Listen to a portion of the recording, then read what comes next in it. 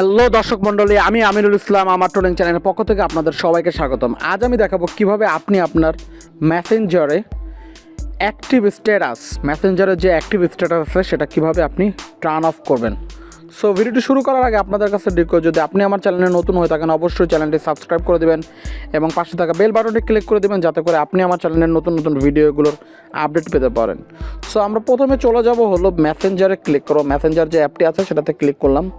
দেন আমার এখানে লেখা আছে যে দেখেন, লেখা আছে যে প্রোফাইল আইকনটা আছে, এখানে যে প্রোফাইল আইকনটা আছে সেই প্রোফাইল আইকনে ক্লিক করব। দেন স্ক্রল করলে এখানে লেখা আছে অ্যাক্টিভ স্ট্যাটাস। সো অ্যাক্টিভ স্ট্যাটাসে ক্লিক করব। দেন এখানে যে অপশনটি আছে সেটা দেখা যাচ্ছে turn off active status. So আমি টার্ন অফে ক্লিক করব। দেন টার্ন অফে ক্লিক করে দিলাম।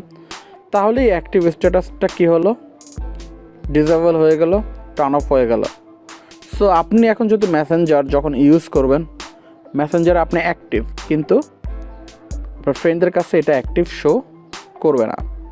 সো এই ছিল আজকের মতন ভিডিওটি ভালো লাগলে অবশ্যই লাইক, কমেন্টস এবং শেয়ার করবেন এবং এই ধরনের ভিডিও পেতে চাইলে অবশ্যই কমেন্ট বক্সে কমেন্ট করে জানাবেন।